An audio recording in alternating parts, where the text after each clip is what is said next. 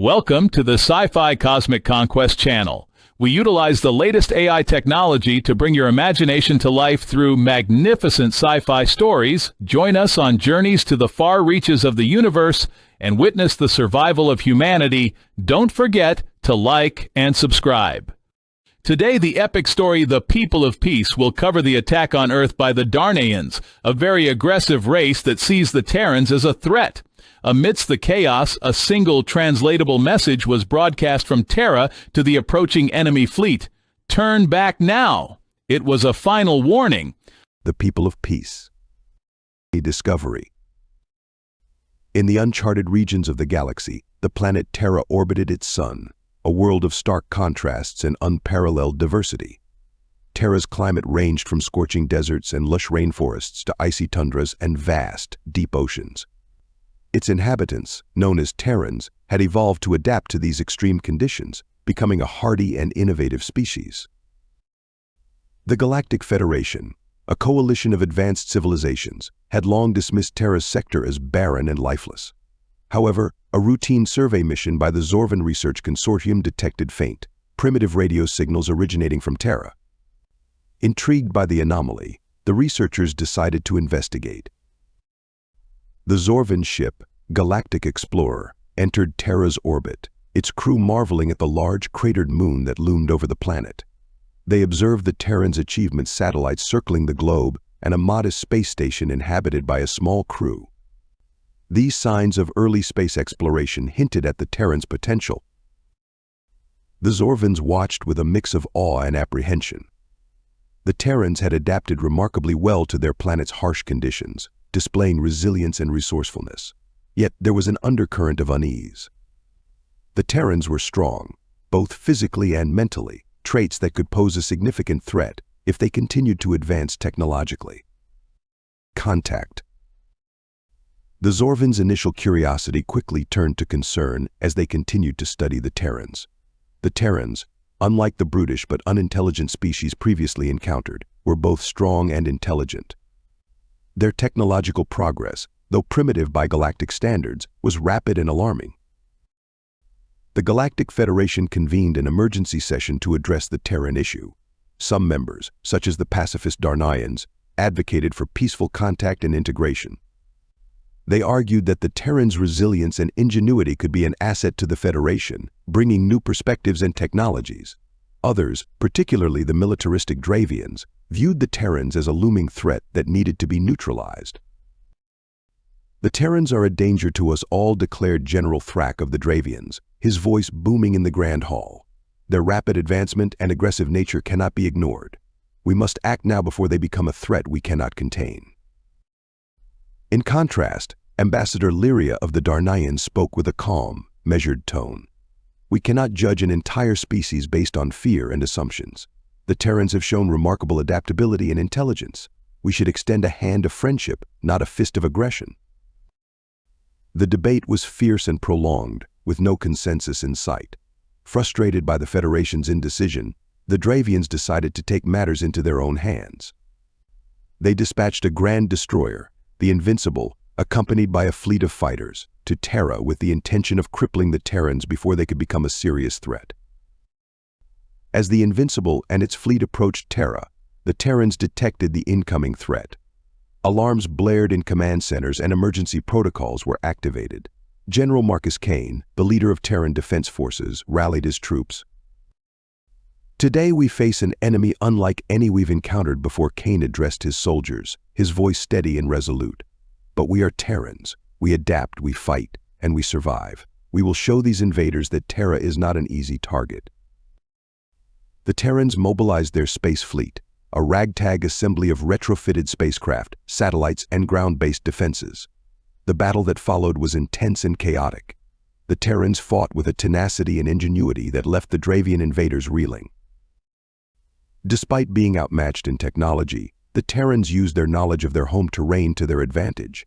They launched surprise attacks from hidden bases, employed guerrilla tactics, and even weaponized their satellites, turning them into makeshift projectiles. In the midst of the chaos, a group of Terran pilots, led by Captain Elena Drake, executed a daring plan. They navigated their ships through the wreckage of destroyed Dravian fighters, using the debris as cover. As they approached the Invincible, they launched a coordinated assault, targeting its weak points with pinpoint precision. Explosions rocked the Grand Destroyer, and its shields flickered and failed. The Invincible was critically damaged, and the Dravian fleet was forced to retreat, leaving the wreckage of their once mighty ship behind. The battle ended in a Terran victory, but the cost was high, with many brave soldiers lost.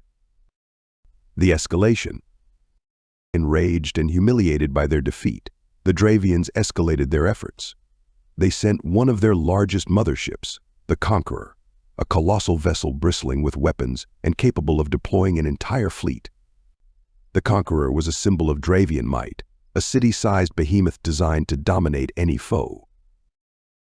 As the Conqueror approached Terra, the Terrans sent a simple, untranslatable message. Turned back. Now the Dravians dismissed the warning, confident in their superior firepower. They prepared to unleash their devastating arsenal, expecting an easy victory. The Conqueror was escorted by a formidable fleet of cruisers, frigates, and fighters. The Dravian Admiral Vorath observed the Terran defenses from the bridge of his flagship, a cruel smile playing on his lips. "This will be a swift and decisive victory," he declared. "The Terrans will be crushed under our might." The Terrans were ready for the attack. General Kane and Captain Drake coordinated their forces with precision.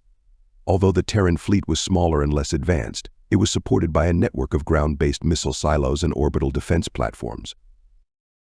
The battle started with a barrage of Dravian plasma cannons, lighting up the sky with destructive power.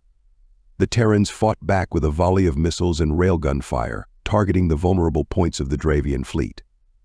Explosions filled the void of space as ships on both sides were obliterated. Despite facing overwhelming odds, the Terrans fought with unmatched bravery and resourcefulness. They employed hit-and-run tactics, utilizing the planet's gravity to slingshot their ships into advantageous positions. They also conducted suicidal attacks by ramming their ships into the Conqueror and its escorts, causing significant damage. Captain Drake led a squadron of bombers on a daring mission to infiltrate the Conqueror's defenses. Navigating through a hail of enemy fire, they targeted the mothership's primary reactor, causing explosions that rocked the massive vessel and led to power surges and system failures. In a final, desperate gambit, the Terrans unleashed their secret weapon. A blinding flash lit up the sky as a device of unimaginable power vaporized the Conqueror and its escort fleet in minutes. The Dravians, stunned and defeated, retreated, leaving the Terrans victorious but wary of what might come next. You reap what you sow. The destruction of the Conqueror sent shockwaves through the Galactic Federation. Once feared and respected, the Dravians were diplomatically isolated, and the Federation extended the exclusion zone around Terra, forbidding contact with the Terrans. For 20 years, no communication was attempted, and the Terrans continued to advance in isolation. During this period, significant changes took place on Terra. Fueled by the memory of their hard-fought victories, the Terrans invested heavily in technological advancements. They reverse-engineered Dravian technology, integrating it with their own to create powerful new weapons and defenses. General Kane and Captain Drake became heroes, their names etched into the annals of Terran history. They led efforts to strengthen Terra's defenses, ensuring that their world would never be caught off guard again. The Terrans built new fleets, established advanced research facilities, and fortified their planetary defenses. Then, a distress signal from the Dravian border regions shattered the uneasy peace. The Dravians were under attack by a fleet of crewed, heavily armored ships bearing the Terran insignia. The Federation realized, with growing alarm, that the Terrans had reverse-engineered Dravian technology and were now on the offensive. The Terran fleet, led by the imposing mothership Endurance, launched a series of lightning-fast raids on Dravian outposts and supply lines.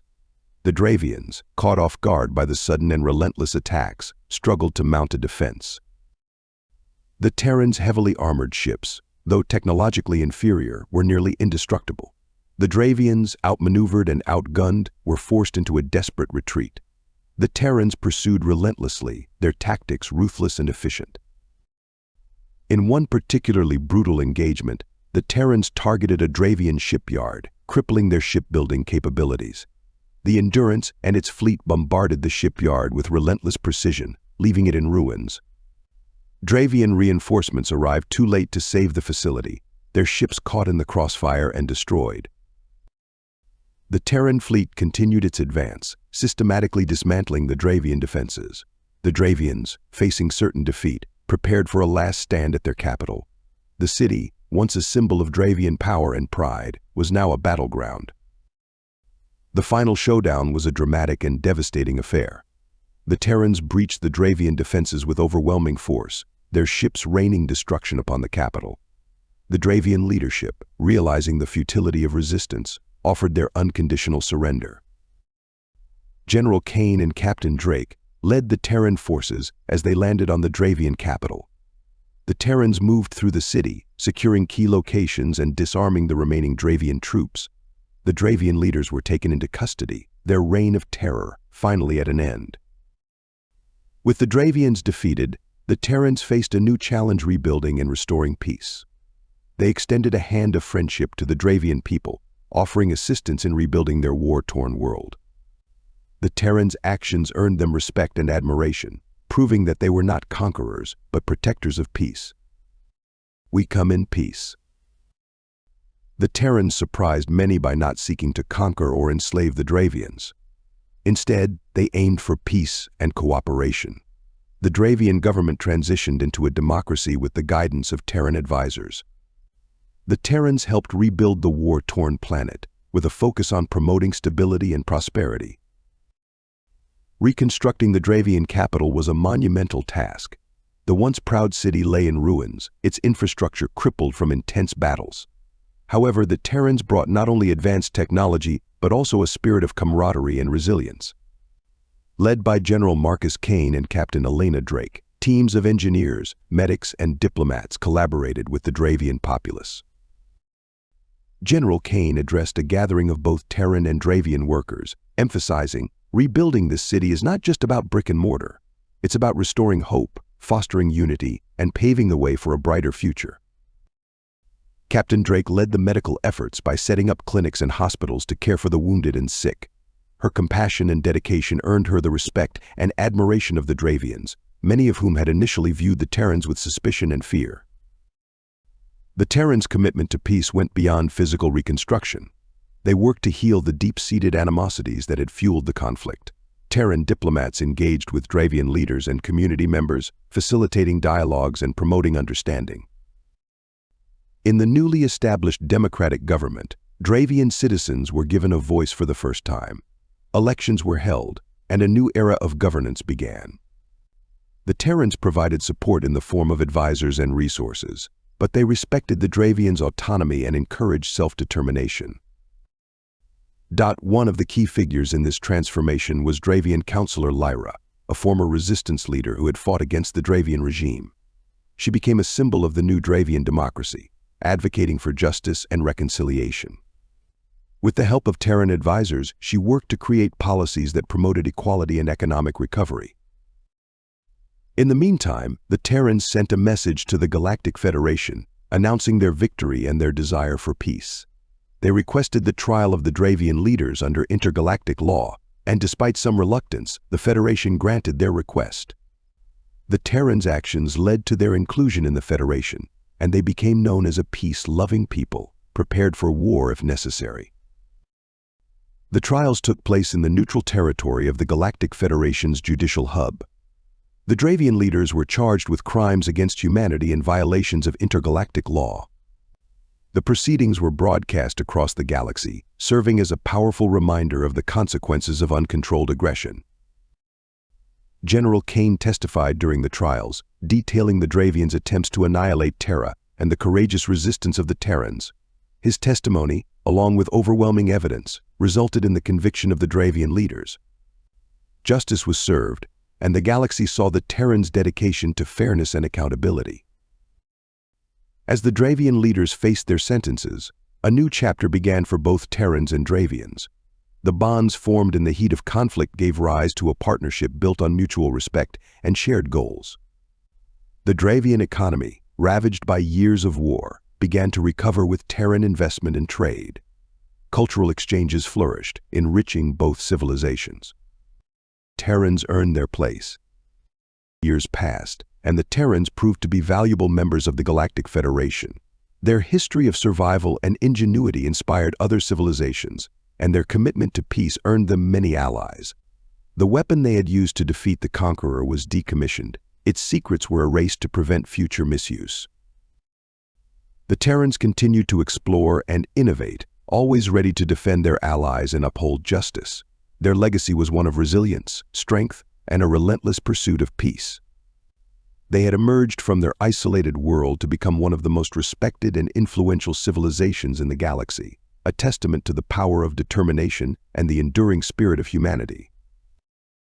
The Federation recognized the Terrans' unique contributions, granting them a seat on the High Council. This position allowed the Terrans to influence galactic policy and promote their ideals of justice and cooperation.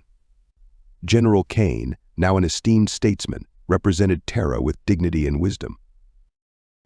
Under Kane's leadership, Terra initiated several ambitious projects aimed at fostering unity and progress across the galaxy. One such project was the Interstellar Peace Corps, a Terran-led initiative that sent teams of engineers, doctors, and educators to assist in developing in war-torn regions.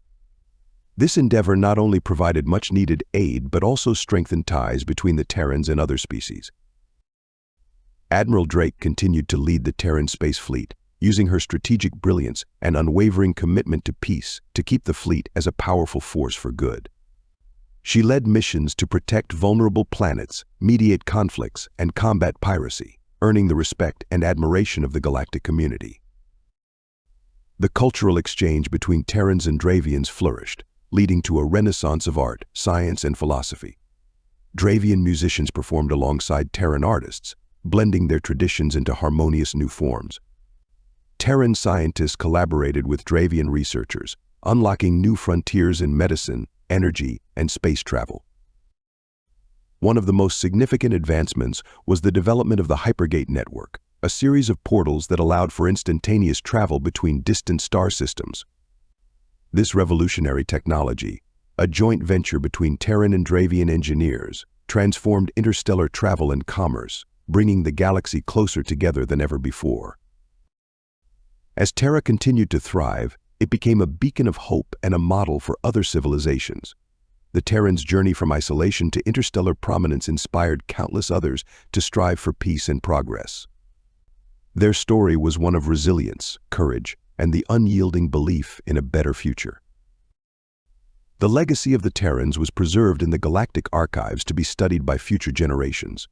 Historians and scholars sought to understand the qualities that led Terra to greatness, making their story a symbol of humanity's enduring spirit and the power of determination and unity. In Terra's capital, a grand monument was erected to honor the heroes who guided their people through challenging times. The names of General Marcus Kane, Admiral Elena Drake, and many others were inscribed on its surface as a lasting tribute to their courage and sacrifice. At sunset, a group of children gathered at the monument's base, listening in awe as an elder recounted the tales of Terra's past, including the battles fought, challenges overcome, and triumphs achieved. And so the elder concluded, "We remember that we are a people of peace, yet ready for war. We honor our past, cherish our present, and strive for a future where all beings can live in harmony." The children gazed up at the monument, their eyes filled with wonder and hope. They knew that they were the inheritors of a proud legacy, one that would guide them as they forged their own paths in the vast expanse of the galaxy. And thus, the story of Terra continued, a shining example of what could be achieved when strength was tempered with wisdom, and the desire for peace burned brighter than the fires of conflict. The Terrans had proven that even in the face of overwhelming odds, the human spirit could prevail, forging a legacy that would endure for generations to come.